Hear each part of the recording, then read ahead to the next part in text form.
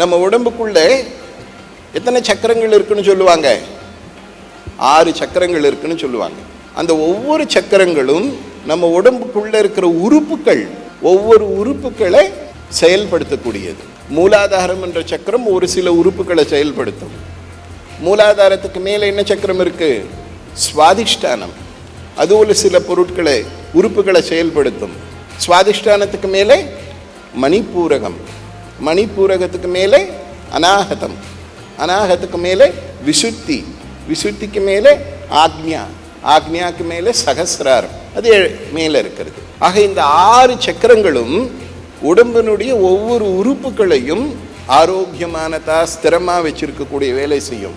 இந்த சக்கரங்கள்ல சக்தி குறைஞ்சால் அந்த சக்கரங்கள் சார்ந்த உறுப்புகள்ல சக்தி குறையும். அதுதான் வியாதிகளா வருது. ஆக ஆத்மா சக்தி வாய்ந்ததால் இருந்தால் உடம்பு ஆரோக்கியமா இருக்கும்.